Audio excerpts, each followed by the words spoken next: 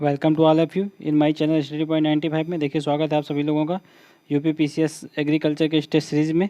देखिए इसमें हम आप लोगों के लिए टेस्ट सीरीज़ का प्रोग्राम चला रहे थे। इसमें हम लोगों ने जो है प्रैक्टिस सेट जो यूथ पब्लिकेशन की जो बुक आई हुई है उसमें 10 प्रैक्टिस सेट दिए हुए हैं। इसमें से हम लोगों ने अभी तक जो है पहला सेट लगा चुके हैं यहाँ पर। अब हम लोग इसका दूसरा सेट लगाएंगे, दूसरा नंबर। ठीक है, इससे पहले भी हम लोगों ने सेट लगा चुके हैं यहाँ पर 9 नंबर तक, पर ये दूसरा सेट जो है ये अब हम लोग बाद में लगा रहे हैं। ये थोड़ा छूट गया था गलती से, तो चलिए अब यहाँ पर हम लोग दूसरा सेट लगाते हैं। तो अगर अभी तक आप लोगों ने इससे पहले के सेट को आप लोगों ने नहीं लगाया तो हमारे चैनल पर आकर उनको ज़रूर लगा लीजिए, जो कि 1 तारीख को एग्ज़ाम होने वाला है। तो उसमें बहुत ही यूजफुल ये जितने भी पेपर हैं बहुत ही यूजफुल होने वाले हैं। ठीक है, प्रैक्टिस सेट। तो देखिए यहाँ पर प्रैक्टिस सेट नंबर 2 है। चलिए शुरू करते हैं। पहला क्वेश्चन है, अगर इससे पहले आप लोगों ने चैनल को सब्सक्राइब नहीं किया तो चैनल को सब्सक्राइब जरूर कर लीजिए। यहाँ पर एग्रीकल्चर से संबंधित आप लोगों को बहुत सारा मटेरियल देखने को मिल जाएगा, आकर आप लोग चैनल पर देख सकते हैं। ठीक है, और टेस्ट सीरीज़ भी यहाँ पर है ये जो प्रैक्टिस सेट के रूप में, तो इसको भी आप लोग हल करके अपनी तैयारी को परख सकते हैं। चलिए शुरू करते हैं। यहाँ पर पहला क्वेश्चन है, लीची का व्यावसायिक प्रवर्धन कैसे होता है? तो ऑप्शन है बडिंग के द्वारा, या फिर एयर लेयरिंग के द्वारा, या फिर ग्राफ्टिंग के द्वारा, या फिर कटिंग के द्वारा। तो यहाँ पर लीची का पूछा गया है, तो लीची का किसके द्वारा होता है? तो लीची का होता है एयर लेयरिंग के द्वारा, यानी कि हवाई दाब के द्वारा। ठीक है, इसका राइट आंसर क्या हो जाएगा? ए हो जाएगा। अगर पूछा जाए कि बडिंग के द्वारा किसका होता है, कलिकम है, तो ये किसका होता है? तो ये होता है माल्टा का। ठीक है, बढ़ते हैं नेक्स्ट है, फूल गोभी के तने में जो खोखलेपन की बीमारी हो जाती है तो उसका कारण क्या होता है? तो खोखलेपन, ठीक है, इसको क्या बोलते हैं? Hello stem. ठीक है, हेलो स्टेम ऑफ जो है कॉलीफ्लावर। तो इसमें किसकी कमी से होता है? ऑप्शन है लोहे की कमी, जस्ते की कमी, बोरान की कमी, या फिर मॉलीब्लेडिनम की कमी। मॉलीब्लेडिनम तो किसके कारण होता है ये? राइट आंसर इसका जो है सी हो जाएगा, बोरान की कमी से होता है। देखिए जो भी ये हेलोस्टम होता है तने में, इसको जो है गोभी का जो ब्राउनिंग डिसीज़ भी बोलते हैं इसको। ठीक है, ब्राउनिंग डिसीज़, तो इसी को बोलते हैं हेलोस्टम डिसीज़ भी। तो ये किसके कारण होता है? तो बोरान की कमी से होता है। ठीक है, चुकंदर में जो हर्ट राट रोग होता है, हर्ट राट, तो ये भी किसके कारण होता है? ये भी बोरान की कमी से ही होता है। और तंबाकू में एक टॉप सिकनेस नामक बीमारी होती है, वो भी जो है बोरान की कमी से ही होती है। ये आप लोग याद रखिएगा। अगर जो इसमें जो खोखलेपन की बीमारी हो गई है बोरान की कमी से, तो इसको हम लोग 3 तरीके से दूर कर सकते हैं। या फिर जब इसका प्लांट हम लोग नर्सरी में तैयार करते हैं तो तभी उसमें 0.3% का बोरेक्स का छिड़काव कर देना चाहिए, या फिर रोपाई के बाद भी बोरेक्स डाल सकते हैं खेत में। ठीक है, रोपाई के बाद भी बोरेक्स डाल दीजिए, या फिर रोपाई से पहले खेत में 15 kg बोरेक्स जो है 15 kg बोरेक्स नहीं, यानी कि यहाँ पे बोरान डालेंगे, 15 kg बोरान पर हेक्टेयर डाल सकते हैं। ठीक है, ये 3 मेथड है, इससे आप लोग जो है बोरान की कमी हो गई है, जिसके कारण गोभी में ये बीमारी हो गई है, इसको दूर किया जा सकता है पहले से भी। नेक्स्ट है, अमोनियम सल्फेट में गंधक की मात्रा कितनी होती है? ऑप्शन है 30, 18, 24, या फिर 12%। तो इसका राइट आंसर क्या हो जाएगा? यहाँ पर 24% होती है। देखिए अमोनियम सल्फेट में जो है कितनी होती है? 12% होती है। इसको आप लोग याद रखिएगा। बढ़ते हैं नेक्स्ट मूंगफली में दाने का औसत मात्रा कितना होता है? 17%, 40%, 50%, या फिर 30%। तो देखिए मूंगफली में दाने की औसत मात्रा कितना होता है? 17%। इसको आप लोग याद रखिएगा। ठीक है, और मूंगफली के दाने में तेल कितना होता है? तो 45% तेल होता है। और प्रोटीन कितना होता है? तो प्रोटीन 26% होता है। ठीक है, अगर इसी तरह का सोयाबीन का पूछा जाए तो सोयाबीन में सबसे ज़्यादा प्रोटीन होता है, चूँकि सोयाबीन में कितना होता है प्रोटीन? जो होता है करीब 42% का। ठीक है, और सोयाबीन में तेल की बात की जाए तो सोयाबीन में तेल कम होता है, 20% ही होता है। बढ़ते हैं नेक्स्ट देखिए, नेक्स्ट है डेपोंग विधि। ठीक है, डेपोंग मेथड। तो धान की बुआई इससे की जाती है, इस मेथड के द्वारा। तो पूछा गया है कि डेपोंग विधि द्वारा उगाई गई धान के पौध की रोपाई कितने दिन में करने लायक हो जाती है? तो देखिए यहाँ पर डोपिंग विधि द्वारा जो धान के छोटे छोटे पौधे उगाए जाते हैं पहले एक नर्सरी में, तो उसमें ये विधि अपनाई जाती है। तो कितने दिन में इसमें प्लांट तैयार हो जाते हैं? ऑप्शन है 12 दिन, 18 दिन, 24 दिन, या फिर 30 दिन। तो देखिए जो डोपिंग विधि है ये फिलीपींस से अपनाई गई है। तो इसमें 12 से 14 दिन में ही जो है प्लांट तैयार हो जाते हैं। तो इसको आप राइट आंसर क्या हो जाएगा? ए हो जाएगा। ठीक है, तो इसके पश्चात इसको जो है खेत में बो देते हैं। इसमें होता क्या, जो नर्सरी तैयार की जाती है तो इसमें जो 1 मीटर स्क्वायर अगर आप लोग लेंगे तो इतनी दूरी में कितना बीज लगाना पड़ता है? तो 3 kg बीज बोएंगे हम लोग। ठीक है, 1 मीटर स्क्वायर में। और 1 मीटर स्क्वायर में अगर हम लोग देखेंगे तो कितना खेत हो जाएगा इससे? तो इतने ही जो है प्लांट से जो है 200 मीटर स्क्वायर तक का खेत जो है मतलब फील्ड में लगा सकते हैं हम लोग। ये आप लोग याद रखिएगा, डेपोंग मेथड का ये खासियत है। बढ़ते हैं नेक्स्ट है गन्ने के रस की औसत मात्रा कितनी होती है? 75 से 80%, 60 से 70%, 55 से 60% या फिर 45 से 50%। तो गन्ने में के रस की कितनी औसत मात्रा होती है? तो 60 से 70% होती है। इसका राइट आंसर क्या हो जाएगा? बी हो जाएगा। ठीक है। चीनी की मात्रा कितनी होती है गन्ने में? तो 9 से 11% होती है। इसको आप लोग याद रखिएगा। बढ़ते नेक्स्ट। नेक्स्ट है पौधे के लिए लौह तत्व की आवश्यकता सिद्ध की गई है। पौधे के लिए लौह तत्व की आवश्यकता सिद्ध की गई है कि तो किसके द्वारा की गई है? ऑप्शन है ग्राइस के द्वारा, ई ग्राइस के द्वारा, या फिर सी स्प्रेंजल के द्वारा, या फिर के वेरिंगटन के द्वारा, या फिर सी बी लिपमैन के द्वारा। तो इसमें क्या पूछा गया? पौधे में जो है आयरन की आवश्यकता होती है पौधों को, तो किसके द्वारा कहा गया है? इसका राइट आंसर क्या हो जाएगा? इसका राइट आंसर हो जाएगा ए। ठीक है, ई ग्रीस के द्वारा कहा गया है। बढ़ते नेक्स्ट।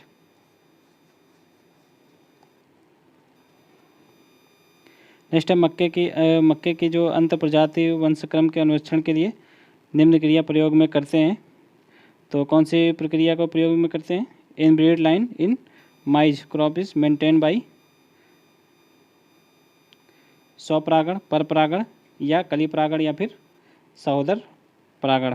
तो देखिए मक्के में कौन सा परागण क्रिया की जाती है मक्के में? बताइएगा आप लोग। इसका राइट आंसर क्या हो जाएगा? जो है सिप पॉलिनेशन होता है इसमें मक्के में। राइट आंसर डी हो जाएगा। ठीक है, बढ़ते नेक्स्ट। नेक्स्ट वर्ण निम्नलिखित में से वर्ण निम्न प्रकार की भिन्नता होने पर प्रभावी होता है। तो किसके कारण होता है? Selection acts of variety of the following nature. तो किसके द्वारा होता है? अनुवांशिक वातावरण, या फिर अनुवांशिक वातावरण दोनों, या फिर इनमें से कोई नहीं। तो इसका राइट आंसर क्या हो जाएगा? बी हो जाएगा। ठीक है, वातावरण के कारण इसमें जो है सिलेक्शन ऑफ एक्ट्स वेरिएबिलिटी आ जाती है। ठीक है, राइट आंसर इसका बी हो जाएगा। बढ़ते नेक्स्ट देखिए, भारत में सर्वप्रथम 1970 में जो है कपास के विभोजन संकर किस्म कौन सी थी?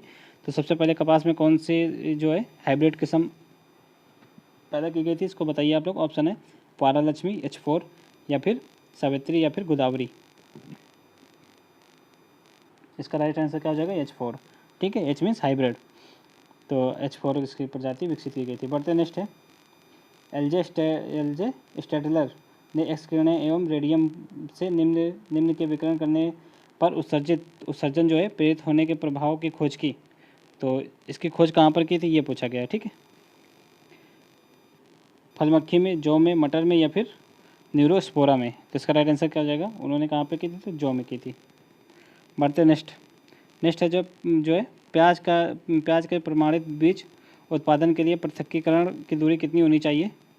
तो ऑप्शन है 100 मीटर, 300 मीटर, 500 मीटर, या फिर 800 मीटर। तो इसका राइट आंसर क्या हो जाएगा? 500 मीटर होना चाहिए। ठीक है, इसको आप लोग याद रखिएगा। बढ़ते नेक्स्ट। प्याज में जो प्रमाणित बीज होते हैं, जो सर्टिफाइड बीज, तो उसमें दूरी कितनी होनी चाहिए? तो 500 मीटर होनी चाहिए। ठीक है, पृथक्कीकरण के लिए।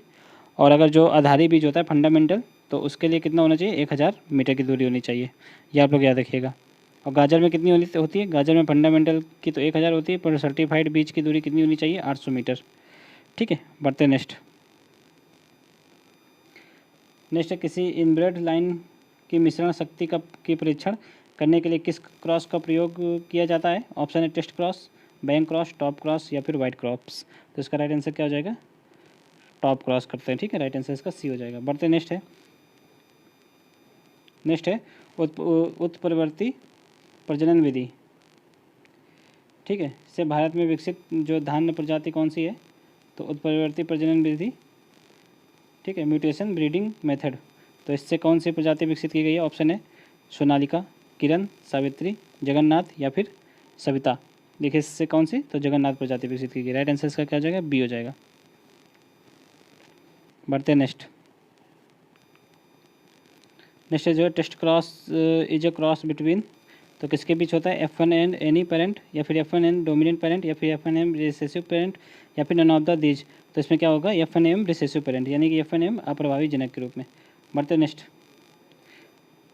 है एक सहयुग्मी स्वनिषेचन पादप की संतति क्या कहलाती है? तो ऑप्शन है अंतःप्रजात, शुद्ध वंशक्रम, या फिर संश्लेषित, या फिर संकुल। तो इसका राइट आंसर क्या हो जाएगा? क्या कहलाती है, तो शुद्ध वंशजात, ठीक है, प्योर लाइन कहलाएगी। एक संयुग्मी जो है स्वनिषेचन पादप की जो संतति होगी वो शुद्ध वंशक्रमी कहलाएगी। यहाँ पर स्वनिषेचन होता है तो उसमें कोई ज़्यादा मतलब जेनेटिक डिफरेंस नहीं होता, इसलिए वो प्योर लाइन कहलाता है। नेक्स्ट है संकर बीज उत्पादन कार्यक्रम में जो है मेंटेनर लाइन होती है। मेंटेनर लाइन कौन सी होती है? ऑप्शन ए है, आर है, सॉरी ए लाइन है, आर लाइन, बी लाइन, या फिर इनमें से कोई नहीं। तो देखिए जो मेंटेनर लाइन होती है वो बी लाइन होती है, ठीक है। और ए लाइन कौन सी होती है?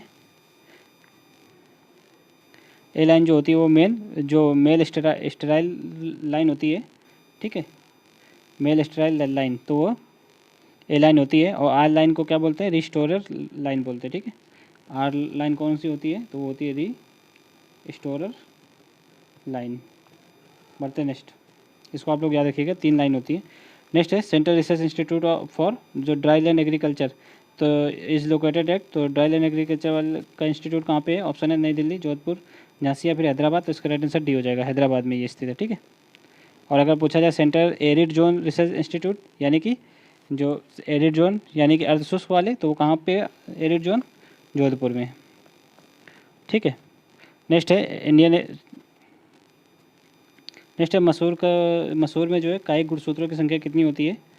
सोमैटिक क्रोमोसोम नंबर पूछा गया है मसूर की दाल में। तो ऑप्शन है 14, 20, 16 या फिर 24। तो इसका राइट आंसर क्या हो जाएगा? ए हो जाएगा, 14 होती है, ठीक है। बढ़ते नेक्स्ट TNV प्रणाली की किससे संबंधित है? तो TNV ट्रेनिंग एंड विजिट इसको बोलते हैं, ट्रेनिंग एंड विजिट सिस्टम। तो ये इसमें क्या होता है? पशुपालन के विकास है, ये गलत है। दूध पशुपालन के विकास, ये भी गलत है। तो क्रॉप प्रोडक्शन प्रोग्राम, ये बिल्कुल सही है, ठीक है। इसको सर्वप्रथम अपने भारत में जो है सर्वप्रथम जो है 1973 में, ठीक है, इसको जो है डेनियल बेरियर के द्वारा इसको बनाया, मतलब उसका मतलब क्या किया गया था? उत्पादन किया गया था, सॉरी इसकी खोज की गई थी, ठीक है, इस मेथड की। और इसको भारत में कब अपनाया गया? भारत में 1973 में ये इसको भारत में अपना लिया गया था तो भारत में। बढ़ते नेक्स्ट, ये किसकी है? क्रॉप प्रोड्यूस प्रोग्राम है, ठीक है, प्रोडक्शन प्रोग्राम है ये। बढ़ते नेक्स्ट, भारत में देखिए 1974 में सर्वप्रथम राजस्थान के नाहर क्षेत्र और मध्य प्रदेश के चंबल कमांड क्षेत्र में लागू किया गया था, ये आप लोग याद रखिएगा। और डेनियल बेनोर के द्वारा, ठीक है, बेनोर ऐसे लिखा जाएगा, डेनियल बेनोर के द्वारा इसकी जो है खोज की गई थी। बढ़ते नेक्स्ट है रबर सेप्टा का प्रयोग किसमें किया जाता है? ऑप्शन है प्रकाश प्रपंच में, फेरोमोन ट्रैप में, या फिर स्ट्रिकी ट्रैप में, या फिर बैट ट्रैप में। तो देखिए इसको फेरोमोन ट्रैप में किया जाता है। इसमें जो है मेल कीट होते हैं जो उनको मतलब अट्रैक्शन के लिए, उनको आकर्षित करने के लिए इसका यूज़ किया जाता है रबर सेप्टा का। फिर उसमें जब ये ट्रैप में आ जाते हैं तो इसी ट्रैप में चिपक जाते हैं, तो इससे जो है इंसेक्ट को कंट्रोल किया जाता है, ठीक है। बढ़ते नेक्स्ट है फली भेदक कीट किसमें होता है? ऑप्शन है धान में, आलू में, चने में, या फिर बाजरे में। तो देखिए फली चने में होती है, तो ये चने का कीट है, ऑप्शन बी हो जाएगा। ज़्यादातर जितनी भी फलीदार फसलें होती हैं, चना हो गया, जैसे अरहर की दाल हो गई, ठीक है, मूंग की दाल हो गई, जितनी भी दालें हो गई उनमें सब में पाया जाता है, लेकिन ज़्यादातर ये चना और मटर में ही देखा जाता है। इसको आप लोग याद रखिएगा। निम्नलिखित में से कौन एक मतलब सही सुमेलित नहीं है? तो सूरजमुखी कंपोजिटी, ये इसकी फैमिली है, तो ये बिल्कुल सही है। नेक्स्ट है कॉटन, इसकी मालवेसी, ये भी सही है। नेक्स्ट है कॉस्टर, तो इसकी कंपोजिटी ये गलत है, जो है अरंडी की कंपोजिटी नहीं होती, इसको आप लोग याद रखिएगा, ठीक है। इसका क्या होता है? तो थूफार बीएससी होता है,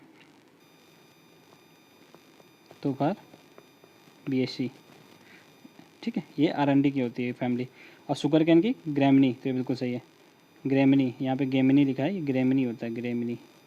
बढ़ते नेक्स्ट देखिए गोदाम में अनाजों में लगने वाला प्रमुख फफूंदी कौन सी है? फफूंद कौन सा है? एस्परजिलस, म्यूकस, राइजोपस, या फिर कार्डेला। तो देखिए इसमें कौन सा होता है? तो एस्परजिलस लगता है, ठीक है। और जो म्यूकस होता है वो अचार वगैरह में जो वाइट सब फफूंद लग जाती है, अचार या फिर फ्रूट खाने वाले जितने भी खाद्य पदार्थ होते हैं उसमें म्यूकस लगता है, ये आप लोग याद रखिएगा। और गोदाम के अनाज में एस्परजिलस लगता है, राइट आंसर ए इसका हो जाएगा। बढ़ते नेक्स्ट है पिछले पैर पे जो है पराग की थैली पाई जाती है कहाँ पर? ऑप्शन है दीमक में, मधुमक्खी में, चींटी में, या फिर तितली में। तो ये मधुमक्खी में पाई जाती है, ऑप्शन 20 का राइट आंसर हो जाएगा। नेक्स्ट है रस्ट डिसीज किसके कारण होता है? ऑप्शन है वायरस के कारण, नेमेटोड के कारण, बैक्टीरिया के कारण, या फिर फंगस के कारण। तो ये जो है फंगस के कारण होता है, इसको आप लोग याद रखिएगा, ऑप्शन डी हो जाएगा। नेक्स्ट है pink ball warm is a pet stock, यानी कि जो गुलाबी कंदुक कीट होते हैं तो किस में पाए जाते हैं, किसके शत्रु में? ऑप्शन है अंडी के, ठीक है। कोस्टर, पी कॉटन या फिर मस्टर्ड, तो ये किसके हैं, कॉटन के, इसको भी आप लोग याद रखिएगा। नेक्स्ट है एरियोसोमा लेनिजेटा, पेस्ट किसका है, तो अलूचा, सेब, नाशपाती या फिर केला, तो ये देखिए सेब का है, इसका राइट आंसर सी हो जाएगा। आप लोग इसको भी याद रखिएगा। बढ़ते नेक्स्ट है भारत में सर्वाधिक प्रचलित खेती का सिस्टम कौन सा है, किसान खेती, सहकारी खेती, सामूहिक खेती या फिर कोई नहीं, तो देखिए सबसे ज़्यादा अपने भारत में प्रचलित कौन सी खेती है, तो किसान खेती है, ठीक है। ये ज़्यादा इनका ज़्यादा अपना भारत में जो है प्रचलन नहीं है। बढ़ते नेक्स्ट है उत्पादन प्रतिफल में मुख्यतः क्या होता है, तो उत्पादन फैक्टर जो है प्रोडक्शन इज है मेनली फंक्शन ऑफ किसका होता है, फैक्टर्स, कॉस्ट या फिर प्रॉफिट्स या फिर प्राइस, तो ये किसका होता है, फैक्टर्स का होता है। उत्पादन में कितने फैक्टर्स होते हैं, 4 होते हैं, पूंजी लगती है, श्रम लगता है, ठीक है, और लैंड होती है, और क्या होता है, उद्यम होता है, ठीक है। बढ़ते नेक्स्ट है कृषि ज्ञान केंद्र प्रतिभूत किया गया है, तो के स्पॉन्सर्ड बाई, तो देखिए इसका कन्फ्यूज मत होइएगा आप लोग, के मत लगा दीजिए, ठीक है। कृषि ज्ञान केंद्र यहाँ पे पूछा गया है, तो ये जो है उत्तर प्रदेश सरकार के द्वारा स्पॉन्सर्ड किए जाते हैं, इसका राइट आंसर जो है बी हो जाएगा, ये आप लोग याद रखिएगा। बढ़ते नेक्स्ट है जो IBLP program was sponsored by, तो ये किसके द्वारा किया जा रहा है, भारत सरकार, उत्तर प्रदेश सरकार या फिर ICAR या फिर UPCAR, तो देखिए ये प्रोग्राम जो है 1995 में इसको जो है इंडियन काउंसिल एग्रीकल्चर रिसर्च के द्वारा स्टार्ट किया गया था, इसको आप लोग याद रखिएगा, 1995 में शुरू किया गया था, ये हमारे सिलेबस में भी ये लिखा हुआ है IBLP। बढ़ते नेक्स्ट यहाँ पर देखिए निम्नलिखित में से कृषि विज्ञान केंद्र, ठीक है, KVK, यहाँ पे KV के बारे में पूछा गया, ऊपर KG क्या पूछा जा रहा था, कृषि ज्ञान केंद्र, यहाँ पे कृषि विज्ञान केंद्र है। कृषि ज्ञान केंद्र ये उत्तर प्रदेश गवर्नमेंट के द्वारा स्पॉन्सर्ड किया जाता है, यूपी के गवर्नमेंट के द्वारा, ये जो है agriculture council for research organization के द्वारा किया जाता है, ठीक है, ICAR के द्वारा किया जाता है, Indian council for agriculture research, ठीक है। इसमें पूछा गया है कि इसका दायित्व क्या नहीं है, तो आधार मतलब आवश्यकता आधारित प्रशिक्षण, तो ये बिल्कुल सही है, ठीक है। व्यावसायिक प्रशिक्षण ये भी सही है, कौशल समाहित प्रशिक्षण ये भी सही है, यह आधारभूत अनुसंधान यानी कि बेसिक रिसर्च, इसका काम बेसिक रिसर्च करना नहीं है, तो इसका राइट आंसर डी ही हो जाएगा, ठीक है। इसका सर्वप्रथम अपने यहाँ एक कमेटी बनी थी 1973 में, ठीक है। किसके द्वारा कमेटी बनाई गई थी, तो कमेटी जो है ICAR के द्वारा बनाई गई थी 1973 में। इसकी अध्यक्षता किसने की थी, MS मेहता ने की थी, तो ये MS मेहता द्वारा की गई थी। इन्होंने ये अनुशंसा की थी कि अपने भारत में जो है KVS मतलब जो है कृषि विज्ञान केंद्र खुलने चाहिए, और फिर इसी के आधार पर 1973 में, इसी कमेटी के आधार पर 1973 में सर्वप्रथम पांडुचेरी में जो है प्रथम KVS केंद्र खोला गया था, इसको आप लोग याद रखिएगा। नेक्स्ट है फूल गोभी में फूल बनने से पहले जो है अपरिपक्व अवस्था के जो है बीज के डंठल का बनना क्या कहलाता है, तो सबसे पहले जो है फूल बनने से पहले बीज का डंठल बनता है, उसको क्या कहते हैं, ये पूछा गया है। ऑप्शन है बटनिंग, बोल्टिंग, फ्रेंचिंग या फिर हेलो हट, तो इसको क्या बोलते हैं, बोल्टिंग, तो इसका राइट आंसर क्या हो जाएगा, बी, ठीक है। बटनिंग किसको बोलते हैं, बटनिंग जब इसमें जो है नाइट्रोजन की कमी हो जाती है, ठीक है, जो प्लांट में। और हेलो स्टेम किसको बोलते हैं, हेलो हट यहाँ पे लिखा है, हेलो स्टेम होता है एक, तो हेलो स्टेम किसके कारण होता है, तो हेलो स्टेम जो है नाइट्रोजन की जब अधिकता हो जाती है, इसको आप लोग याद रखिएगा। और जो ब्राउनिंग डिसीज़ किसके कारण होती है, बोरान की कमी से होती है, इसको भी आप लोग याद रखिएगा। और गोभी में विप्टल रोग भी होता है, विप्टल वो किसके कारण होता है, तो मोलिब्डेनम की कमी के कारण होता है, ये भी आप लोग याद रखिएगा। मुख्य जितने भी रोग होते हैं गोभी में सब बता दिए हमने आप लोगों को।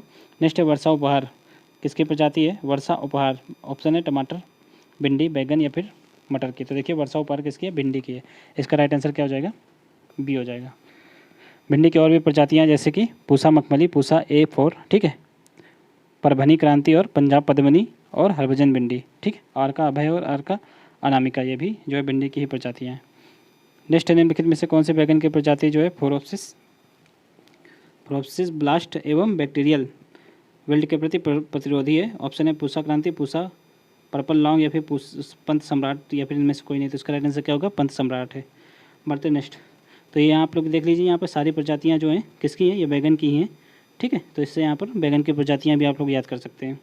बैगन की और भी प्रजातियाँ होती हैं, ठीक है, उनमें से कौन कौन से मुख्य, जैसे कि आर्का सील हो गया, पूसा क्रांति, पूसा पर्पिल राउंड, ठीक है, यहाँ पे पूसा पर्पिल लॉन्ग भी है और पूसा पर्पिल राउंड भी होती है प्रजाति बैगन की, ठीक है।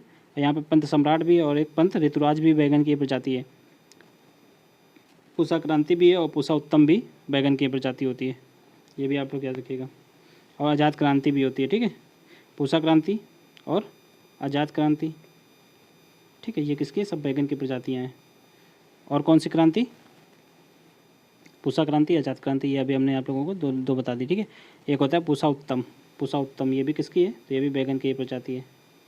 बढ़ते नेक्स्ट देखिए, निम्नलिखित में से आम की कौन सी प्रजाति जो बेमौसमी है। ऑप्शन है निरंजन, मंजीरा, रोमानी या फिर मुलगोवा। तो राइट आंसर क्या होगा, निरंजन हो जाएगा, इसका राइट आंसर ए हो जाएगा, ठीक है। ये बेमौसमी प्रजाति है आम की, ये आप लोग याद रखिएगा। और जो निरंतर फलन वाली प्रजाति है वो कौन सी है, बैगनपल्ली, नीलम और तोतापरी, ये भी आप लोग याद रखिएगा।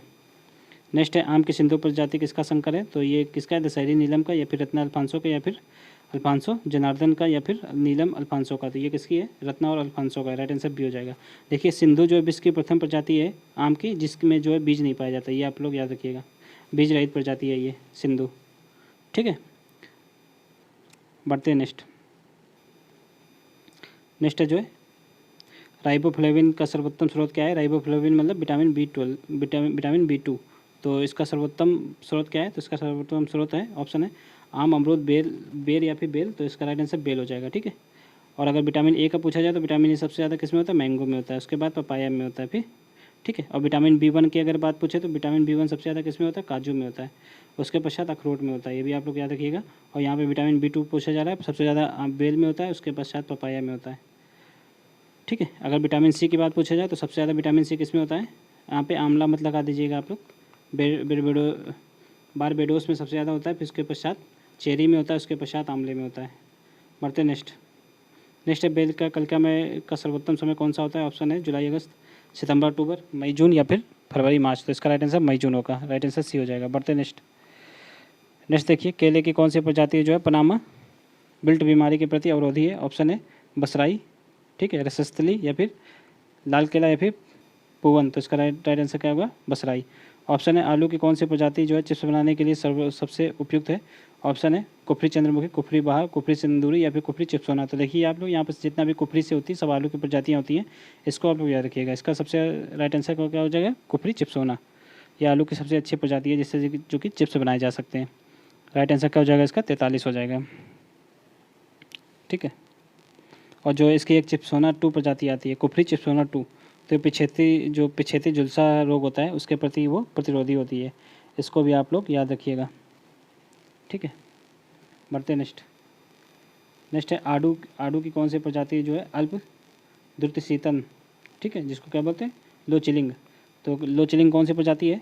ऑप्शन है सहारनपुर प्रभात या फिर सिमिजो हाकुतु या फिर कांटो 5 या फिर जूली अल्बर्टा। तो राइट आंसर क्या हो जाएगा इसका, सहारनपुर प्रभात, ठीक है। किसकी प्रजाति है, आड़ू की। बढ़ते little leaf of mango is associated with the deficiency of. तो किसकी कमी से होता है मैंगो में लिटिल जो है लिटिल लीफ डिसीज। तो ऑप्शन है आयरन, जिंक, कॉपर या फिर मैग्नीज। तो इसका राइट आंसर क्या हो जाएगा, कॉपर की कमी से होता है, ठीक है। राइट आंसर इसका क्या हो जाएगा, देखिए कॉपर की नहीं जिंक की कमी से होता है, राइट आंसर क्या हो जाएगा, बी हो जाएगा, ठीक है। लिटिल लीफ जो है आम में जिंक की कमी से होता है, और नींबू में भी एक लिटिल लीफ रोग होता है, वो किसकी कमी से होता है, वो कॉपर की कमी से होता है, इसको आप लोग याद रखिएगा।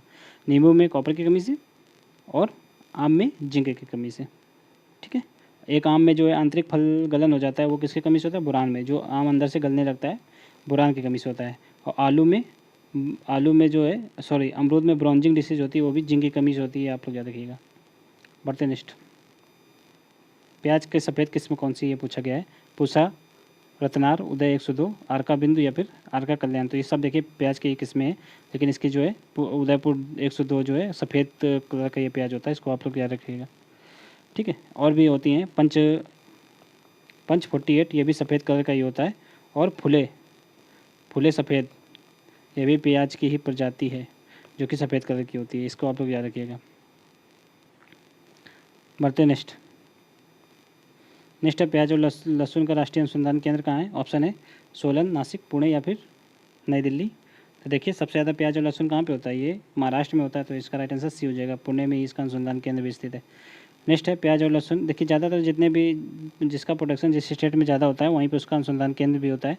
जैसे कि जूट सबसे ज़्यादा कहाँ होता है? पश्चिम बंगाल में। अगर जूट अनुसंधान केंद्र की बात करें तो कहाँ पे? कोलकाता में। ठीक है। इसी प्रकार अंगूर सबसे ज़्यादा कहाँ होता है? तो अंगूर सबसे ज़्यादा महाराष्ट्र में होता है। बढ़ते नेक्स्ट, अंगूर में हैन एंड चिकन डिसीज का कारण क्या है? तो किस कमी के कारण होता है? बोरान, लोहा, ठीक है, तांबा या फिर जिंक। अंगूर का जो हैंड एंड चिकन डिसीज होता है वो जो है बोरान की कमी से होता है। इसको आप लोग याद रखिएगा। अंगूर में भी एक आंतरिक गलन रोग होता है, वो भी बोरान की कमी से ही होता है। ठीक है। अंगूर में जो है कैलिक्स एंड रॉट नामक रोग होता है, वो कैल्शियम की कमी से होता है। नाम ही उसका कैलिक्स होता है, कैलिक्स एंड रॉट। ठीक है। नींबू का पीला पत्ती रोग वो मॉलिब्डेनम की कमी से होता है, ये आप लोग याद रखिएगा। मॉलिब्डेनम की कमी से और भी एक रोग होता है, कौन सा? गोभी में वेप्टल रोग। ठीक है, वेप्टल रोग जो ये किस में होता है? गोभी में। बढ़ते नेक्स्ट है, अमरूद की किस प्रजाति मतलब अमरूद की किस्म जो है ललित कहाँ विकसित की गई है? ऑप्शन है नई दिल्ली, बेंगलुरु, लखनऊ। पूरा इसको आप लोग पढ़ लीजिए। ठीक है। ICSH लखनऊ या फिर इलाहाबाद। तो इसको क्या है? ICSH लखनऊ द्वारा विकसित की गई ललित प्रजाति जो है अमरूद की। इसको आप लोग याद रखिएगा। अमरूद की और भी प्रजातियाँ हैं, जैसे कि पंत प्रभात हो गया, तो इसको पंतनगर विश्वविद्यालय द्वारा, और हिसार सफ़ेदा, हिसार सुरखा, ये हिसार के द्वारा, ये चौधरी चरण सिंह विश्वविद्यालय हिसार के द्वारा विकसित की गई है। इसका राइट आंसर सी है। नेक्स्ट, अंगूर की किस्म जो है अर्का कृष्णा जो है संकर है, किसकी है? तो ब्लैक चंपा प्लस थॉमसन। ये देखिए आप लोग इसको चारों ऑप्शन पढ़ लीजिए। इसका राइट आंसर ए हो जाएगा। ठीक है, ब्लैक चंपा और थॉमसन सीडलेस। ठीक है, ये जो है अंगूर की अर्का कृष्णा एक संकर प्रजाति है। बढ़ते नेक्स्ट, सेब में जो है अम्बरी किस्म किस प्रदेश में सर्वाधिक लोकप्रिय है? ऑप्शन है उत्तराखंड, अरुणाचल प्रदेश, जम्मू कश्मीर एवं या फिर हिमाचल प्रदेश। तो अम्बरी ये कहाँ होती है? सबसे ज़्यादा जम्मू कश्मीर में होती है। ठीक है। बढ़ते नेक्स्ट, देखिए यहाँ पर नेक्स्ट है जिमीकंद का जो है वनस्पतिक नाम क्या है? जिमीकंद का, तो इसके चारों ऑप्शन आप लोग पढ़ लीजिए। इसका वनस्पतिक नाम आप लोगों को बता दे रहे हैं। इसका जो है क्या है? एमरफो फैसल एंड कंपोन्यूलेटस। तो इसका राइट आंसर क्या हो जाएगा? सी हो जाएगा। बढ़ते नेक्स्ट है जो कद्दू वर्गीय सब्जियों में जो है लिंग भेद परिवर्तन करने के लिए उपयुक्त पादप वृद्धि नियामक कौन सा है? ऑप्शन देखिए यहाँ पर, चारों ऑप्शन आप लोग पढ़ लीजिए, काफ़ी बड़े बड़े ऑप्शन है। तो इसका राइट आंसर क्या होगा? ए होगा। ठीक है, क्या है? क्या है यहाँ पे? 2-क्लोरो एथाइल, ठीक है, फास्फोनिक एसिड। तो राइट आंसर क्या हो जाएगा? ए, 2-क्लोरो एथाइल फास्फोनिक एसिड। नेक्स्ट है पूसा मंजेस्टी एक उन्नत किस्म है, किसकी है? आम की, पपीते की, नाशपाती की, फिर केला की। तो पूसा मंजेस्टी किसकी है? पपीते की है। राइट आंसर क्या हो जाएगा? सी हो जाएगा। ठीक है। पपीते की और भी किस्म है, जैसे कि Pusa dwarf, Pusa delicious, Pusa giant, Pusa नन्हा, वाशिंगटन, ये सारी किसकी हैं? पपीते की है। बेस्ट निम्नलिखित में से पेक्टिन सबसे ज़्यादा किसमें होता है? ऑप्शन है आम, अमरूद, पपीता या फिर आंवला। तो इसमें राइट आंसर क्या हो जाएगा? अमरूद। इसका राइट आंसर क्या है? अमरूद में सबसे ज़्यादा पेक्टिन होता है। इसको आप लोग याद रखिएगा। ठीक है, ये जेली बनाने के लिए सबसे आवश्यक जो है तत्व होता है पेक्टिन। तो ये अमरूद में सबसे ज़्यादा होता है, इसलिए जेली भी सबसे ज़्यादा अमरूद से बनाई जाती है। बढ़ते नेक्स्ट है लोकार्ट का वनस्पतिक नाम क्या है? लोकार्ट। ठीक है, बोटेनिकल नेम ऑफ लोकार्ट। तो इसका राइट आंसर क्या हो जाएगा? डी हो जाएगा। ठीक है, एरियोबोट्रिया जेपोनिका। बढ़ते नेक्स्ट, मृदा गठन का अनुमान लगाने हेतु कणों का व्यास लेते हैं तो कितना लेते हैं? 2 mm से अधिक।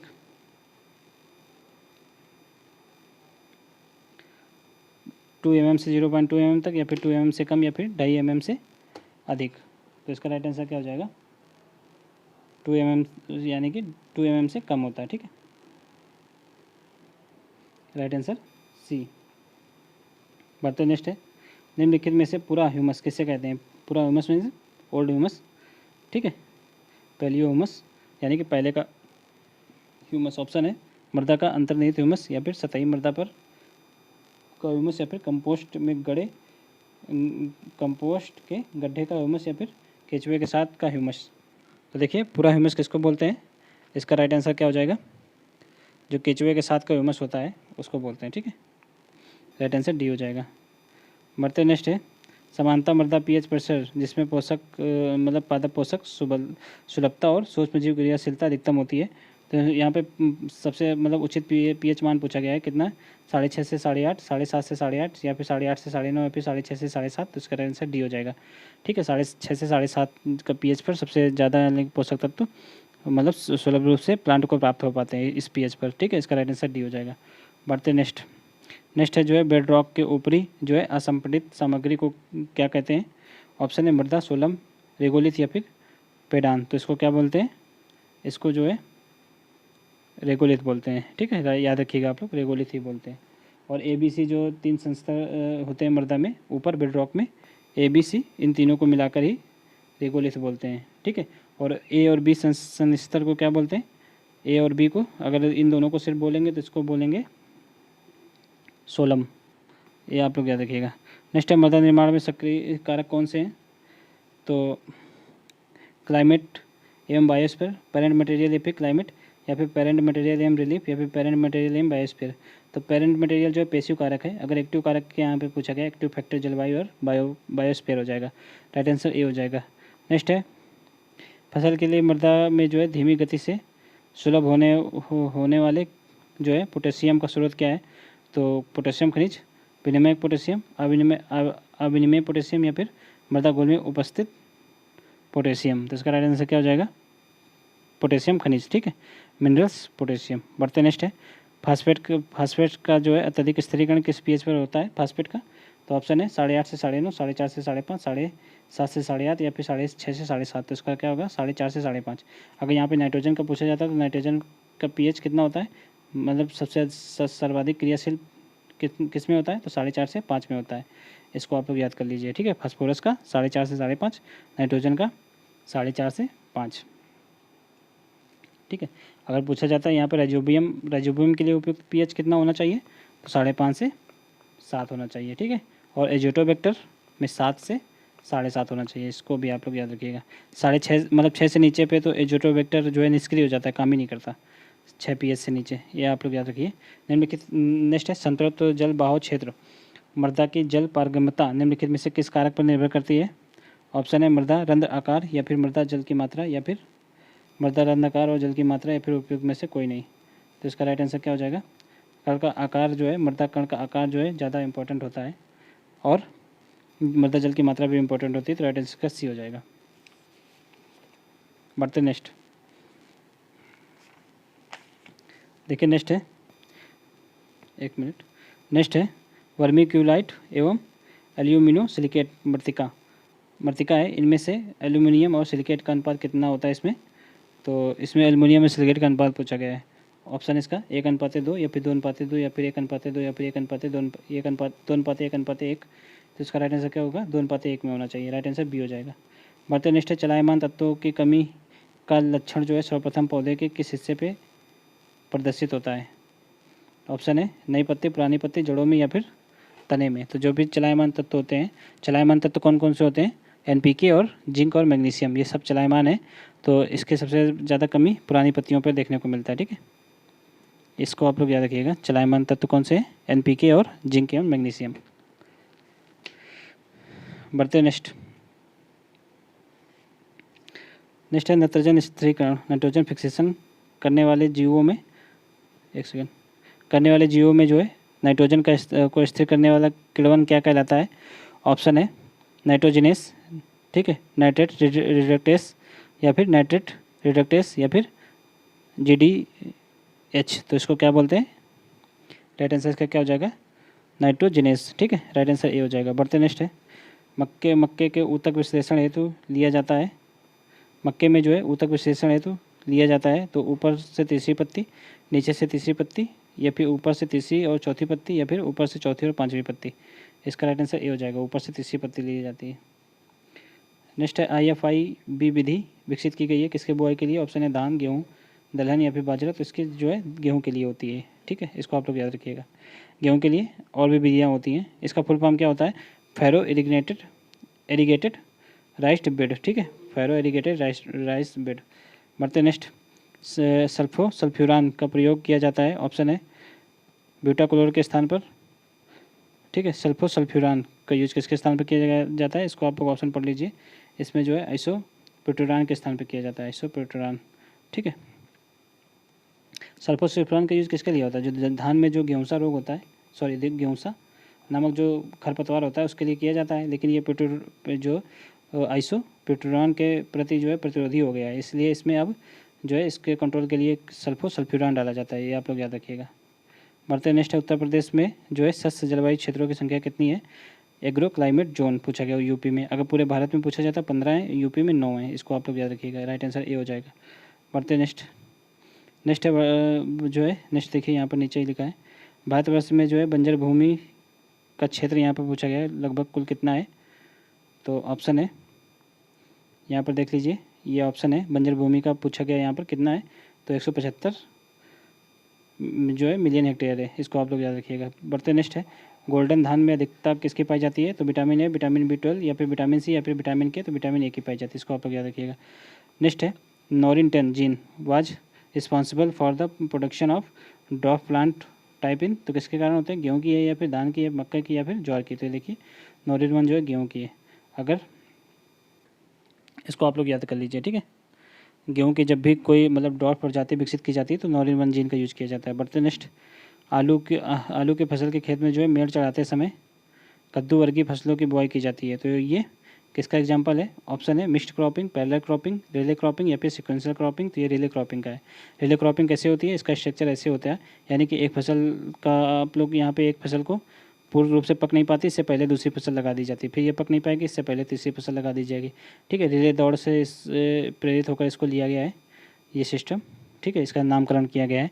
रिले दौड़ देखिए इसी प्रकार होती है, आप लोगों ने देखा होगा, ठीक है। एथलीट यहाँ हाथ में अपने देश का झंडा लेकर दौड़ता है और अपनी रेस खत्म करने से पहले ही अपने ही देश के दूसरे अपने सहपाठी को दे देता है, ठीक है। तो बढ़ते नेक्स्ट है, बुशेनिंग प्रक्रिया किसमें की जाती है? ऑप्शन है गेहूँ, धान, मक्के या फिर बाजरे में। तो बुशेनिंग प्रक्रिया किसमें की जाती है? इसका राइट आंसर क्या हो जाएगा? ये देखिए धान में की जाती है। होता क्या है, धान में जब धान की रोपाई के 30 से 35 दिन होते हैं तो इसमें जो है क्रॉस जुताई की जाती है, जिससे कि धान के खेत के जो खरपतवार नष्ट हो सकें, तो उसी को बुशेनिंग प्रक्रिया बोलते हैं।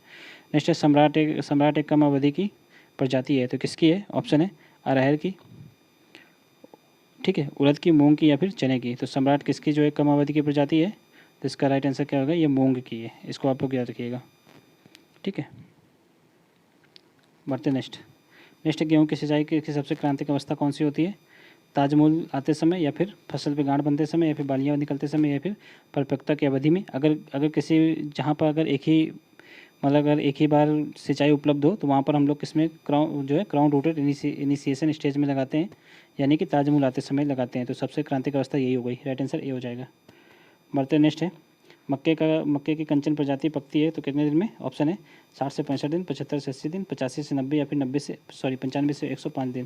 तो इसके राइट आंसर क्या हो जाएगा? 85 से 80 दिन में पक जाती है, ठीक है। नेक्स्ट है, हेलियोवर्पा आर्मीजेरा चना फसल की किस अवस्था को नुकसान पहुंचाता है? तो ये देखिए ये वही कीट है, सूंडी कीट इसको बोलते हैं, ठीक है। ग्राम कैटरपिलर यानी कि चने की जो सूंडी कीट है, ये किस अवस्था में?